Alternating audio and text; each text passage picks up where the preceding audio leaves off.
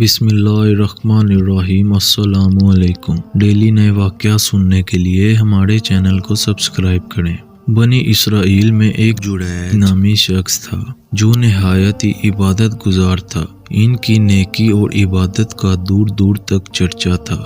جب بھی کوئی مشکل مسائل درپیش ہوتا تو لوگ ان کی خدمت میں حاضر ہوتے اور ان سے مشورے لیا کرتے تھے۔ مصائب و مشکلات میں ان سے دعائیں بھی کرائی جاتی تھیں۔ بنی اسرائیل کے بزرگوں اور اولیاء کا تذکرہ جب بھی آتا ہے تو ان میں جریج کا نام سر فہرست ہوتا ہے۔ نبی کریم صلی اللہ علیہ وسلم نے بھی اپنے ارشادات میں بطور مثال گزشتہ دور کی جن بزرگ شخصیات کا تذکرہ کیا ہے، ان میں جریج کا قصہ نمایاں ہے۔ مگر جریج جیسی بزرگ شخصیت سے بھی جب ماں کے حضور ایک معمولی سی نافرمانی ہو گئی تو انہیں اسی دنیا میں اس کا نتیجہ بھگتنا پڑا۔ یہ انہی ماں کی بد دعا لگ گئی اور وہ آزمائش میں پڑ گئے۔ ان کا واقعہ صحیح بخاری اور صحیح مسلم کے علاوہ حدیث کی متعدد کتابوں میں ہے۔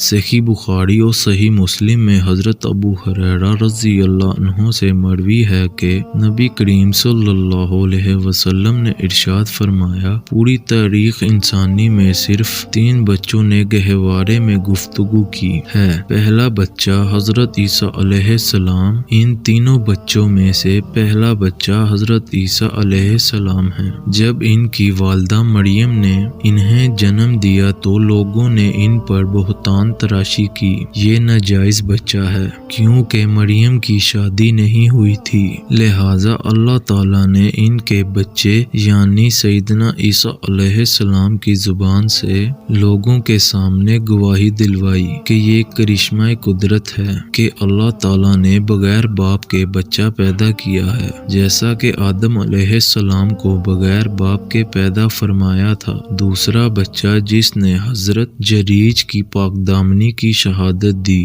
گود میں بات کرنے والا دوسرا بچہ وہ ہے جس نے بنی اسرائیل کے بزرگ یعنی حضرت جریج کو بے گناہ قرار دینے کے لیے شیر خواری کے عالم میں زبان کھولی اور ان کی پاک دامنی کی لوگوں کے سامنے شہادت دی۔ مکمل واقعہ اس طرح ہے کہ ایک مرتبہ جریج نماز پڑھ رہے تھے۔ دوران نماز ان کی والدہ نے انہیں آواز دی، اے جریج۔ جریج نے ماں کے بلانے پر کوئی جواب نہ دیا۔ دل میں سوچا کہ ماں مجھے بلا رہی ہے جبکہ میں نماز پڑھ رہا ہوں، ماں کو کیسے جواب دوں؟ ماں نے دوسری مرتبہ آواز دی مگر جریج نماز میں مشغول ہونے کی وجہ سے جواب نہ دے سکے تو ماں نے کہا، اے اللہ تو اس کو اس وقت تک موت نہ دینا جب تک اس کا کسی بد کردار عورت سے واسطہ نہ پڑ جائے۔ لہٰذا ایک مرتبہ حضرت جریج نماز پڑھ رہے تھے کہ ایک بد کردار عورت ان کے پاس آئی اور انہیں برائی کی دعوت دی مگر جریج نے انکار کر دیا۔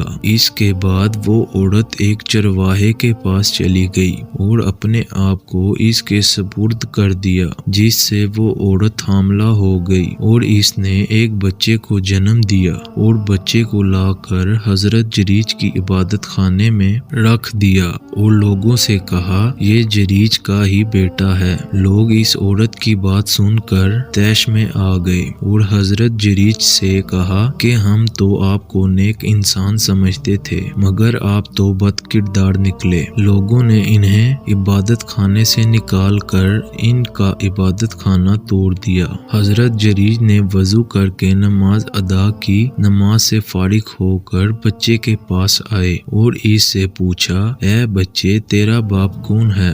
بچے نے فصیح آواز میں کلام کیا اور کہا کہ میرا باپ فلاں چرواہا ہے۔ اب لوگوں کو اپنی غلطی کا احساس ہوا۔ انہوں نے حضرت جریج سے معافی مانگی اور کہا کہ اگر آپ اجازت دیں تو ہم آپ کا عبادت خانہ سونے کا بنوا دیتے ہیں، مگر حضرت جریج نے منع کر دیا اور کہا کہ جیسے پہلے تھا ویسے ہی مٹی کا بنا دو۔ تیسرا بچہ، اے اللہ مجھے مجھے ایسا نہ بنانا۔ پھر نبی کریم صلی اللہ علیہ وسلم نے بنی اسرائیل کی ایک عورت کا واقعہ بیان فرمایا۔ بنی اسرائیل کی ایک عورت اپنے بیٹے کو دودھ پلا رہی تھی کہ سامنے سے ایک خوبصورت نوجوان گھوڑے پر سوار گزرا۔ عورت نے کہا، اے اللہ، میرے بیٹے کو اس سوار جیسا بنا۔ بچے نے ماں کا پستان چھوڑ کر سوار کی طرف متوجہ ہو کر کہا، اے اللہ، مجھے اس جیسا نہ بنانا۔